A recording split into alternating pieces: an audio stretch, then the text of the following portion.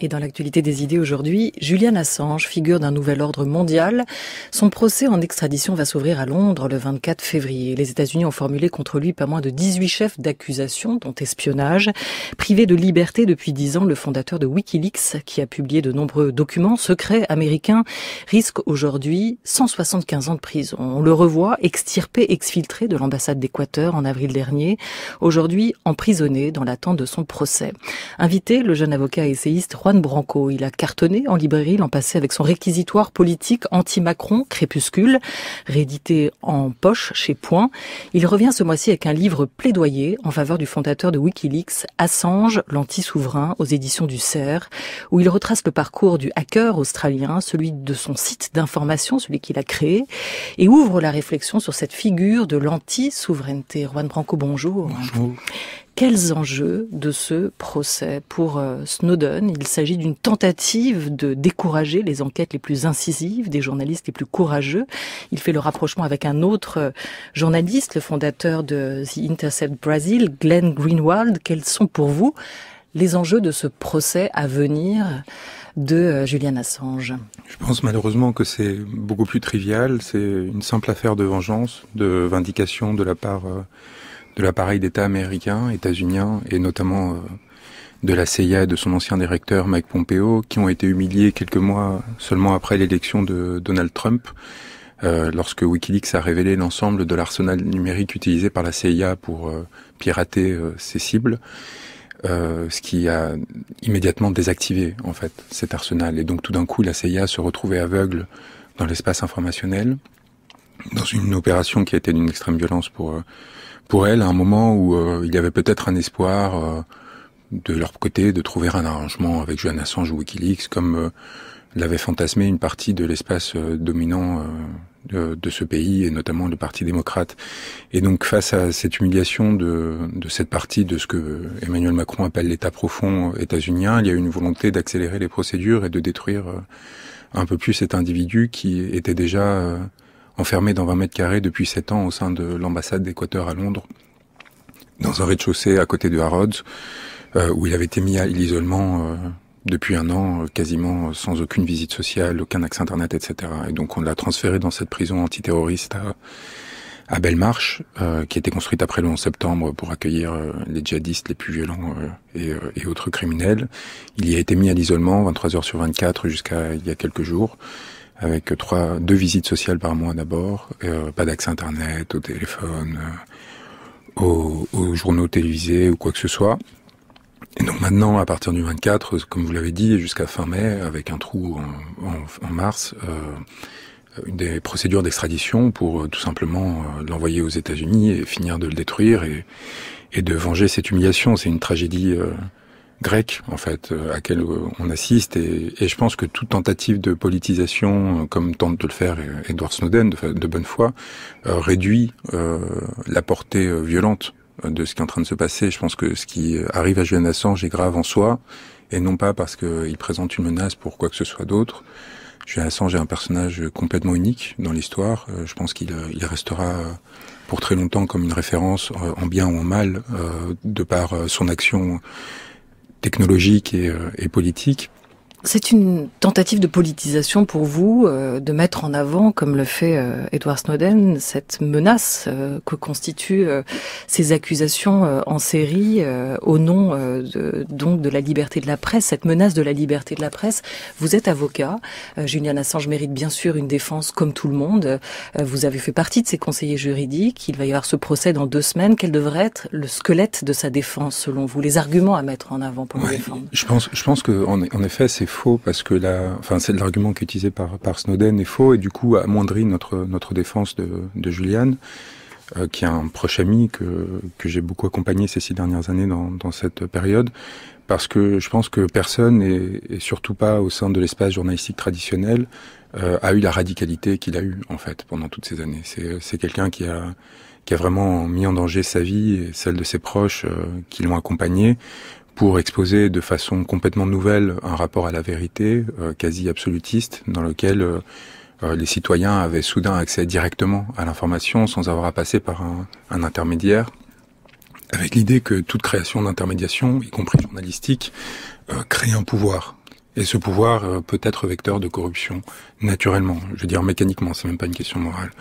Et donc à partir de là, le droit est là pour défendre quelque chose qui est nouveau, en fait, à toute échelle, politiquement parlant, structurellement parlant, sociologiquement parlant. Et donc l'équipe à laquelle j'ai appartenu jusqu'à très récemment va avoir plusieurs axes. On va commencer la première semaine à partir du 24 février par dire quelque chose d'évident, c'est-à-dire que l'espionnage est considéré, parce que c'est ça l'accusation principale dont il fait l'objet, d'avoir été espion, ce qui est une forme d'hommage à son action, espion au service du peuple, parce qu'il a espionné au service d'aucune force étatique quelconque.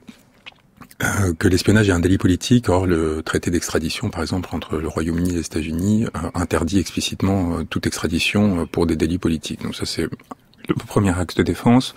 Et à partir de mai, il y aura tout un travail sur le premier amendement, la liberté d'expression, en effet, ces éléments que vous présentez. Mais encore une fois, je pense que cet ouvrage essaie de théoriser la figure de Julian Assange et de lui rendre sa place dans l'histoire, dans son unicité, et de construire une distinction par rapport à et tout discours qui viserait, ou volontairement ou non, à banaliser cette exceptionnalité qui a fait qu'un enfant des Bush australiens qui n'avait pas de diplôme, qui venait d'une famille modeste, a réussi à changer l'histoire du monde et la trajectoire du monde. Tout ce qui viserait à l'assimiler à des pratiques normales au sens neutre du terme, qu'elles soient journalistiques ou autres, manquerait en fait la cible et manquerait de raconter l'exceptionnalité de cet homme. Voilà, alors vous revenez dans ce livre notamment sur votre rencontre aussi, sur cet appel, cette main tendue vers vous et votre choix d'y aller dans le prolongement de votre bataille contre la loi Hadopi. Vous y voyez un engagement qui a du sens. Qu'a révélé Wikileaks qui dérange tant que ça? Il faut quand même rappeler pour ceux qui nous écoutent, avant d'envisager ce qu'incarne aujourd'hui pour vous cette figure, puisque votre livre est à cheval entre le juridique et le philosophique aussi, et le politique donc. Réfugié à l'ambassade en 2012, sous un statut de réfugié politique, on remonte à l'arrestation de Julian Assange en avril dernier. Ses partisans redoutaient ce moment. C'est finalement ce jeudi que les policiers britanniques sont entrés dans l'ambassade équatorienne à Londres, arrêtant sans ménagement en résidant depuis près de 7 ans Julian Assange. Le fondateur de Wikileaks avait là trouvé refuge en 2012 pour échapper à une arrestation. Mais le temps a passé, le régime équatorien a changé et voulait se débarrasser de cet hôte encombrant. La décision du président a hérité son prédécesseur qui avait octroyé cet asile. Exilé en Belgique depuis 2017, Rafael Correa qualifie Lénine Moreno de plus grand traître de l'histoire latino-américaine. Depuis Moscou, où lui aussi est exilé, le lanceur d'alerte Edward Snowden parle, lui, de jours sombres pour la liberté de la presse, jusqu'à l'ONU qui s'inquiète des risques d'une grave violation de ses droits fondamentaux. Toutes ces objections sont balayées par le gouvernement britannique. Nous ne faisons aucun jugement sur l'innocence ou la culpabilité de Julian Assange. C'est à la justice d'en décider, mais ce qui n'est pas acceptable, c'est que quelqu'un échappe à la justice. Et il a fait cela depuis longtemps et c'est pour ça qu'il n'est pas un héros. Qu'a révélé ce site Wikileaks qui dérange tant? Il faut revenir un peu à l'histoire de ce site qui l'a créé. Quels sont ces documents qui ont été publiés? Il faut d'abord peut-être parler de l'ampleur du travail de Wikileaks qui a révélé plus de 10 millions de documents dont aucun n'est faux, en tout cas n'a jamais été démontré qu'il était faux, ni accusé d'ailleurs de fausseté. Je pense que c'est le seul média à avoir fait autant de révélations de documents venant d'organisations publiques, d'entreprises, d'États, qui à aucun moment n'a été pris en défaut. En fait, c'est quand même un travail exceptionnel qui était mené par quelques personnes qui étaient pourtant sous une pression extraordinaire, surveillées par l'ensemble des agences de renseignement que comptent les grandes puissances de cette planète. Et pas n'importe quelle révélation. Donc, d'une part, des révélations structurelles qui permettaient, par exemple, je pense à l'affaire Sony, c'est-à-dire de révéler comment une grande entreprise fonctionne aujourd'hui. On avait accès à tous les mails de l'entreprise qui permettaient tout d'un coup de découvrir les rapports de force, donc même pas quelque chose qui une valeur de scoop particulière. Ce à quoi on s'attache beaucoup quand on parle de Wikileaks, on cherche toujours le scandale ou la puissance de Wikileaks, c'est avant tout d'être une bibliothèque des appareils de pouvoir contemporains et de permettre, avec un désarchivage quasiment en flux constant, de donner accès aux citoyens au fonctionnement interne de structures qui sont par nature très opaques et qui utilisent cette opacité souvent pour, en effet, commettre des actes de corruption ou des injustices diverses. Et donc, cette force-là, elle est extraordinaire et elle est même plus forte encore que les scoops de première ampleur qu'a révélé Wikileaks. Ça a commencé très tôt, donc quelque chose qui est un peu oublié au Kenya dès 2007, donc un an après la création de Wikileaks, puis après jusqu'en 2009, où il révèle la corruption des principaux clans qui sont au pouvoir au Kenya, ce qui va provoquer une bascule institutionnelle très forte avec probablement un changement du résultat des élections, qui elles-mêmes vont provoquer en fait une sorte de proto-révolution qui va être écrasée dans le sang avec plus de 1000 morts, alors que les Kenyans essayaient tout simplement de se libérer du joug des deux clans qui les instrumentalisaient, et ça va en fait pendant des années créer des procédures au sein de la Cour pénale internationale, etc. Enfin provoquer en fait un changement profond au sein de ce pays. On pourrait dire point d'orgue, pardon si j'accélère un petit peu, parce qu'il y a eu effectivement beaucoup de révélations, ces vidéos je donne un exemple, mais, du collateral murder, des vidéos qui montrent les méfaits de l'armée américaine en Irak, ça c'est en avril 2010, et là il va vraiment devenir l'ennemi public numéro 1 pour les Américains à ce moment-là. Ça arrive après plusieurs années de travail un peu invisible, c'est-à-dire que les révélations avaient une visibilité, mais la figure de Julian Assange et le nom de Wikileaks n'étaient pas pris par cette notoriété, c'est-à-dire que les scoops étaient repris par plein de médias, mais le public n'identifiait pas cette figure. Et là, il l'identifie parce qu'il fait une conférence de presse. On voit cette vidéo où on entend les militaires rire, en fait, alors qu'ils sont en train de massacrer des civils et des journalistes depuis un hélicoptère avec des tirs de mitraillettes. Et donc là, il y a une sorte de point de bascule qui s'accompagne très vite d'une accélération de l'histoire avec les publications de centaines de milliers de documents en Irak et en Afghanistan qui font le quotidien de la guerre, qui révèlent le quotidien de la guerre, des crimes commis, de la façon dont ils sont masqués par les armées alliées. Et ensuite, évidemment, les télégrammes diplomatiques américains, états-uniens, qui tout d'un coup révèlent ce que c'est la plus grande puissance mondiale, des secrets, des pouvoirs du monde entier, de la France à la Tunisie, qui va jouer un rôle d'ailleurs dans la révolution arabe important, rôle que Julian Assange va accompagner, pas seulement avec ces révélations-là, mais aussi avec un appui technique aux révolutionnaires en les aidant à contourner la censure, à avoir des connexions Internet en Égypte, en Tunisie, etc. Donc il y a une sorte de prise avec l'histoire extraordinaire et très impressionnante, encore une fois, pour quelqu'un qui, à ce moment-là, a un sac à dos pour seule propriété et pour seule maison, et qui se balade de ville en ville, et c'est ce que j'essaie de raconter, c'est comment cette errance, qui tout d'un coup, après, se fixe au sein de cette ambassade d'Équateur, où il va être enfermé pendant 7 ans, va créer une sorte de confusion à échelle mondiale, parce qu'on va pas savoir comment le traiter. Voilà, vous dites qu'il articule techné et logos, qu'il a produit se faisant une pensée avant-gardiste, simple et isolée, et son point de départ, c'est la circulation de l'information. Créé en 2006, donc, ce site Wikileaks est pour vous l'incarnation d'une idée, plutôt qu'une marque, d'une forme d'idéal moral ou de bien. Écrivez-vous dans ce livre, Assange, l'anti-souverain, qui paraît aux éditions du Cerf. Quelle est cette idée ? C'est l'idée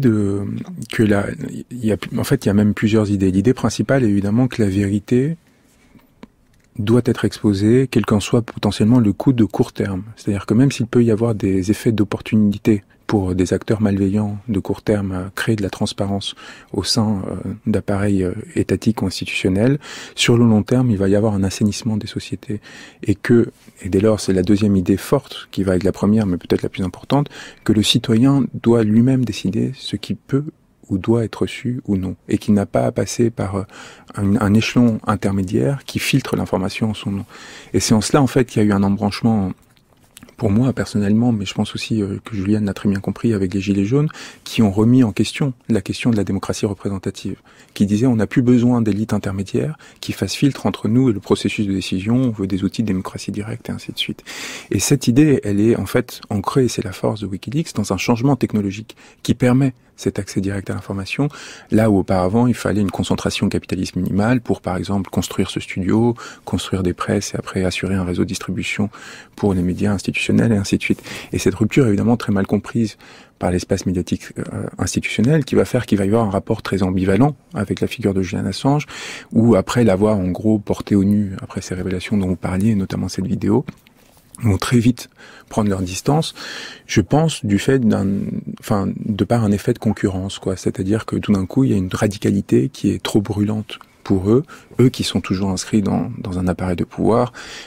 Cette radio, par exemple, Radio France, elle est, qu'elle le veuille ou pas, inscrite dans un rapport à l'État. Elle est d'ailleurs en lutte en ce moment pour essayer de préserver des marges de manœuvre qu'elle n'avait pas, avec beaucoup de courage, je trouve. Et Wikileaks se défait, en fait, de ces contraintes. Vous voyez, il y a tout d'un coup une capacité et du coup, ça fait trembler tout le monde et toute personne instituée face à cette nouvelle institution et c'est là où j'essaie de conceptualiser cette idée d'anti-souverain.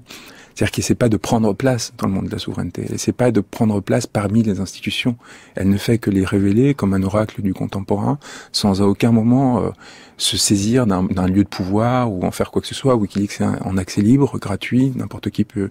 Elle s'appuie. Il a survécu grâce à la solidarité de milliers de personnes qui, à un moment donné, par exemple, lorsqu'il y a eu un blocus bancaire, c'est-à-dire que les États-Unis ont interdit, en utilisant la législation antiterroriste déjà, à PayPal, Visa, Mastercard de transférer des dons à Wikileaks. Eh bien, c'était autour de 2011, les gens ont commencé à envoyer une petite monnaie virtuelle que personne ne connaissait à l'époque, qui valait quelques centimes d'euros, qui s'appelait des bitcoins, pour essayer de contourner Alors ces bitcoins, depuis, ils valent plusieurs milliers d'euros, et donc ont permis à Wikileaks d'amasser un trésor de guerre qui lui permet de survivre en dehors, en fait, de tout cet espace souverain. Alors, le principe de Wikileaks, c'est l'anonymat aussi du lanceur d'alerte. Vous dites d'ailleurs, Wikileaks n'est pas un lanceur d'alerte. Julian Assange n'est pas un lanceur d'alerte. Le site ne donne pas l'origine des sources. On a pas mal reproché justement à Assange. C'est son manque de transparence, lui, sur la gestion de son organisation. Est-ce que vous y voyez un paradoxe ? Je pense c'est là aussi où j'essaie de définir ce que fait Wikileaks, non pas comme un combat ontologique. Par là, je veux dire que Wikileaks n'essaye pas de dire une vérité absolue dans son action.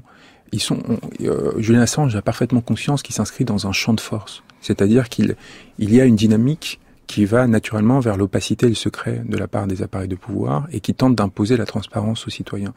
Et Julian Assange se voit, encore une fois, quelque part comme un espion du peuple qui va essayer de renverser ce rapport de force et créer des entailles au sein des appareils de pouvoir afin de créer des brèches de lumière, en fait, vous voyez, qui vont nous permettre un instant de renverser le rapport de force, de les mettre dans l'embarras, comme ils essayent de nous mettre dans l'embarras de leur côté, et de nous protéger. Mais il sait très bien que c'est des effets ponctuels, c'est-à-dire que il n'y a pas un modèle de société derrière Wikileaks. Wikileaks, c'est pas une nouvelle cité, justement, c'est pas une nouvelle souveraineté. C'est juste un élément qui, dans ce rapport de force, permet de rééquilibrer un peu les choses. Donc, cette accusation qui vise à dire, ah oui, mais la transparence, c'est la porte ouverte au totalitarisme, etc., c'est quelque part une projection désirante assez rigolote, parce que ça donne un pouvoir tellement énorme à Wikileaks par rapport à ce que c'est véritablement. Quelques personnes, vraiment, c'est rien que ça, quelques corps. C'est pas un lieu de pouvoir pour vous ? Mais non, parce qu'en fait, ils n'en tirent aucun bénéfice. C'est des personnes qui restent dans l'ombre, pour la plupart. Julian Assange s'exposait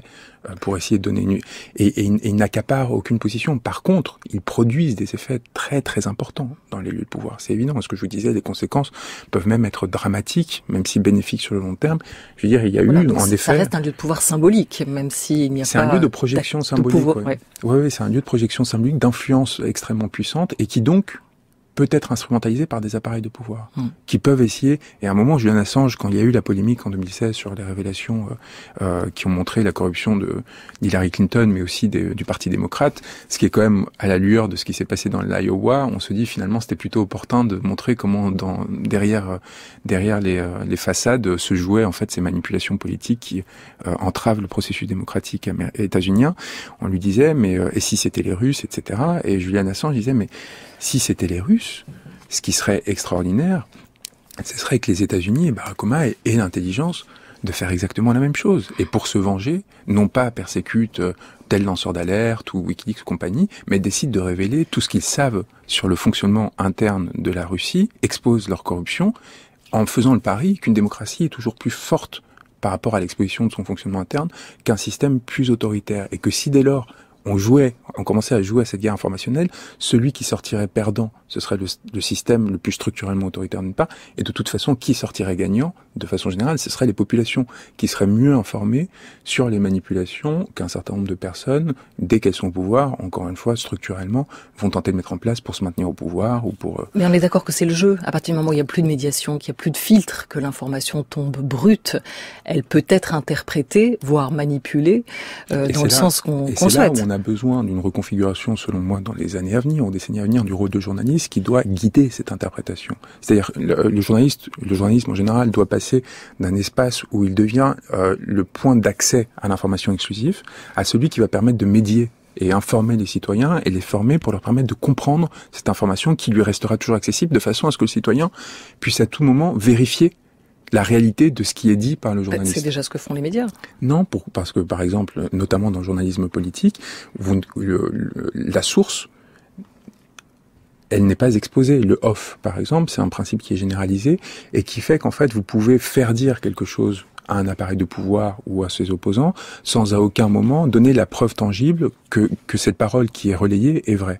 Là, par exemple, avec Wikileaks, toute révélation qui est faite sur le site, elle a un document qui l'accompagne, qui prouve qu'en effet, à un moment, cette parole a été produite par un appareil de pouvoir ou l'inverse. Et donc, à partir de là, le citoyen qui lit cette information est capable d'aller vérifier que l'interprétation qui est donnée par le journaliste n'est pas tendancieuse, ou par l'homme politique, ou par tout simplement la personne qui, sur les réseaux sociaux, essaie de l'utiliser à bon ou mauvais escient. Allez, j'en reviens à cette figure de Julian Assange, figure qui émerge dans l'espace visible du contemporain, écrivez-vous, le 28 novembre 2010. Depuis, héros pour les uns, traître, criminel pour les autres, c'est une personnalité controversée qui se présente à nous. Qui est Assange? Extrait d'un reportage Arte. Free Julian Assange! Free Julian Assange! C'était une célébrité. L'un des hommes les plus médiatiques au monde. Le plus aimé, mais aussi le plus détesté. Tout dépend de quel côté de la justice tu te places. Je crains que ses admirateurs à travers le monde se trompent à son sujet. C'est avant tout un ennemi des États-Unis. Quelqu'un qui a réussi à divulguer des dizaines de milliers de documents qui ont mis en danger notre sécurité nationale. Il a même failli faire échouer la capture d'Oussama Ben Laden à cause de ses publications. Un de mes successeurs à la CIA a défini Assange et Wikileaks comme un service de renseignement non étatique et hostile. C'est une assez bonne définition.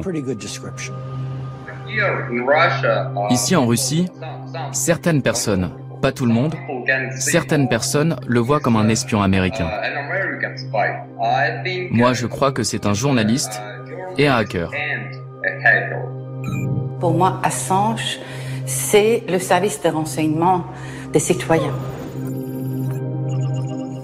Voilà, extrait du reportage documentaire Julian Assange, L'homme traqué, diffusé à l'été dernier sur Arte. Vous ne cachez pas, Juan Branco, votre admiration, votre fascination, pourrait-on presque dire, je crois que vous serez d'accord avec le terme, pour Assange, le thaumaturge, tel que vous le décrivez, capable de provoquer les révolutions, percer les secrets des puissants, sauver ses semblables, survivre à l'émulation. Il est pour vous l'oracle des temps, ce sont vos termes, pour celui qui a combiné aussi son talent à une velléité sacrificielle majeure qui lui a octroyé la place qui est la sienne aujourd'hui. Il est entré dans l'histoire. C'est une figure christique, presque messianique, Julian Assange, pour vous, avec ce paradoxe, je ne sais plus qui de nous deux l'a dit dans une discussion, mais c'était cette idée que toute société qui a besoin de héros est une société dysfonctionnelle. Parce que le héros est la révélation d'un problème de structure. Quand vous avez besoin d'un héros dans une société, c'est qu'il y a quelque chose qui ne fonctionne pas dans cette société. Et donc il y a une recherche chez lui de négation du processus d'héroïsation pour essayer de trouver la source, vous voyez, qui et chez vous, alors, pourquoi vous le héroïser? Alors, parce que en fait, j'essaie pas tant de le réhéroïser que de le théoriser et de le comprendre. C'est-à-dire que, mais quand même dans une posture parfois un peu romantique. S'il y a une fascination, elle est très neutre. C'est-à-dire que moi, mon aventure avec Julian Assange m'a fait connaître le mal politique dans tous les sens du terme. C'est une aventure d'une vulnérabilisation, enfin qui m'a extrêmement vulnérabilisé parce que c'était extrêmement violent entre mes 24 et 30 ans de confronter quelque part, on s'est retrouvé confronté à l'histoire, quoi. Et encore une fois, avec un tel manque de moyens de protection et de couverture qui fait que si vous vous compromettez pas, si vous vendez pas à tel ou tel service secret, comme plusieurs personnes qui nous ont accompagnés l'ont fait au fur, c'est-à-dire qu'on a découvert des personnes qui étaient des taupes du FBI, qui ont depuis été jugées d'ailleurs. Il y avait une sorte de dispositif de surveillance extrêmement violent contre nous. Alors, mais on pouvait pas en parler parce qu'on n'avait pas les preuves physiques. Alors il y a quelques mois, on a enfin réussi à retrouver, grâce à un lanceur d'alerte, les vidéos, des caméras cachées et des micros cachés que la CIA avait disposés tout autour de l'ambassade, des filatures qui avaient été faites avec certains avocats et ainsi de suite. Mais tout cela, quand vous le vivez sur le moment, vous n'avez pas les éléments tangibles. Et c'est toute une partie développement que je fais dans le livre sur le rapport à l'intangibilité, c'est-à-dire comment est-ce que vous faites quand vous êtes dans un monde qui est devenu structurellement paranoïaque, en fait, où la surveillance s'est développée à des niveaux stratosphériques, pour ne pas vous-même devenir paranoïaque par mesure de protection. Alors, comment vous faites, vous ? Ça a été violent, en fait, ça a été extrêmement violent, et à un moment, il a fallu, en fait, accepter un lâcher-prise, mais qui impliquait une perte de capacité d'action. C'est-à-dire que je me dis, de toute façon, on ne peut pas se protéger en l'état.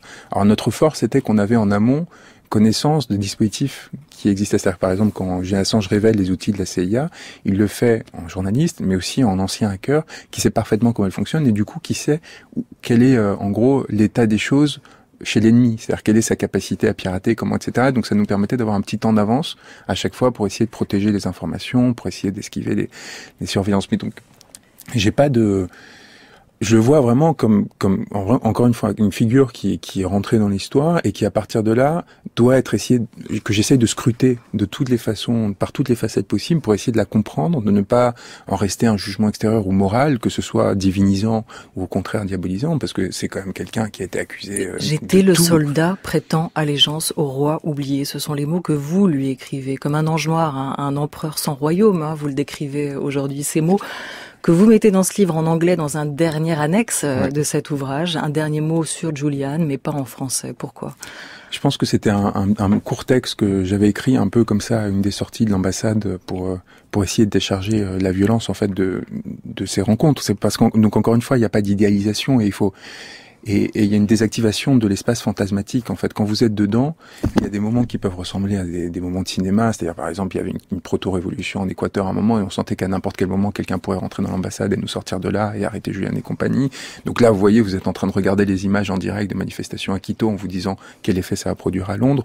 Mais dans l'ensemble, c'est des choses qui sont avant tout extrêmement âpres, isolantes, et qui déstructure le rapport au lien social. Quand vous n'êtes pas protégé par un appareil de pouvoir, en fait, vous vous retrouvez dans une position de vulnérabilité extraordinaire. Et donc aussi d'écrire tout ça et d'écrire comment est-ce qu'on est, qu'est-ce que devient le rapport au bien ou au mal dans cette position-là, c'était pour moi quelque chose que j'ai considéré comme étant un privilège d'avoir vécu après. Et c'est pour ça aussi que je commence avec un prologue sur mon expérience au Quai d'Orsay, au ministère des Affaires étrangères pendant l'affaire syrienne, puis après je décris l'école normale supérieure. Voilà, alors l'école normale, pardon, il reste 3-4 minutes que vous racontez comme vous allez leur parler d'anti-souveraineté dans ce monde qui incarne aussi cette souveraineté. À partir de l'idée de surveillance, vous dites que l'envie vous est venue de théoriser aussi autour de cette figure. À qui vous adressez ce livre, au fond ? Je pense que c'est un livre qui a pour ambition de rester sur le temps long pour, encore une fois, décrypter les enjeux de la société que l'on connaît aujourd'hui. En fait, et Assange est un point d'entrée pour comprendre le rapport aux appareils de pouvoir. C'est pour ça, encore une fois, le Quai d'Orsay, Normal et compagnie, c'est une façon de montrer, comme j'ai vu, c'est là aussi une chance que j'ai, c'est comme j'ai connu ces appareils de pouvoir de l'intérieur, j'ai pas pour le coup, de fascination comme beaucoup de personnes peuvent l'avoir pour Julian, comme celui qui perce les secrets. Quelque part, moi, quand j'étais au Quai d'Orsay auprès du ministre, j'avais accès à tous ces secrets, donc j'ai vu comment se fabriquait, c'est ce que je décris, comment se fabriquait cette information, ce qu'elle révélait de puissance, mais aussi d'impuissance de la part de ces appareils de pouvoir contemporains. Et donc, j'évite cette esquive qui fait qu'un citoyen qui n'a jamais eu accès à ces lieux de pouvoir va avoir une fantasmatique très développée. Alors, parce qu'ils sont construits pour ça, symboliquement parlant, le Quai d'Orsay, Normal, c'est des lieux comme ça qui visent à produire, en fait, une fascination. Et moi, j'essaie de tenir à distance ça, de rentrer justement dans un rapport d'interaction de corps et comment les corps révèlent, en fait, cette réalité profondes, plus terre à terre parfois, et qui montre en fait comment la violence peut naître de la banalité. Voilà, mais ça, parfois c'est vrai que pour vous comprendre, il faut être passé par ces lieux souverains parce que c'est pas toujours évident sur ça ces dépend, oui. 500 pages. Et c'est le dernier point de ce livre, c'est que en fait il peut se lire de façon, par bloc en fait. C'est-à-dire qu'il y a en effet des blocs de théorisation, mais on peut sauter sans aucun problème, sans qu'il y ait de problème de lecture. C'est-à-dire qu'il y a des morceaux qui sont plus narratifs, qui permettent des personnes de comprendre comment fonctionne le Quai d'Orsay de l'intérieur, qui était Juliane comme individu. Et pour ceux qui sont intéressés de rentrer dans un rapport plus conceptuel et plus théorisant, bah il suffit voilà, il n'y a pas de linéarité, enfin en tout cas j'ai essayé de le penser comme ça, c'est pour ça qu'il y a ces annexes aussi dont vous parliez tout à l'heure, avec notamment celle qui décrit cette conférence à Censier occupée, donc quand des étudiants ont occupé une partie de la Sorbonne, où je leur parle de WikiLeaks, qui est pour le coup une sorte d'introduction très très facile à lire sur ce qui est développé plus en détail dans le reste de l'ouvrage. Ironie du sort, vous deviez rencontrer Snowden quand vous avez rencontré Assange, mais Assange vous rattrape par le col et vous dit qu'il a plus besoin de vous, car Snowden a tout un pays pour lui, tandis qu'il restait à Assange 20 mètres carrés. Assange, cet oracle des temps, vous l'opposez donc à Snowden, l'oracle d'un temps, l'événement Assange, l'avènement Snowden, écrivez-vous. Ce qui est intéressant aussi dans ce livre, c'est comment vous confrontez ces deux figures et vous distinguez fondamentalement ces deux figures qu'on a souvent tendance, nous, à associer, à confondre derrière l'étiquette de lanceur d'alerte. En quelques mots, qu'est-ce qui les différencie fondamentalement ? Edward Snowden, c'est quelqu'un qui veut corriger le système, qui croit en le système tel qu'il existe et qui considère qu'il y a eu une dérive, mais qui, à un moment, il a un désir de réabsorption par le système existant. C'est un patriote qui veut revenir aux États-Unis, qui considère qu'il a fait son devoir justement de patriote en dénonçant les dérives de l'appareil politique. Julian Assange, c'est beaucoup plus puissant et fort et radical, dans le sens où c'est une remise en cause systémique de l'existence des appareils de pouvoir et de leur fonctionnement. Non pas, lui ne considère pas qu'il y a dérive, lui il considère qu'il y a un problème ontologique. Je pense qu'il se considère en dissident d'une forme d'empire états-unien au sens large du terme.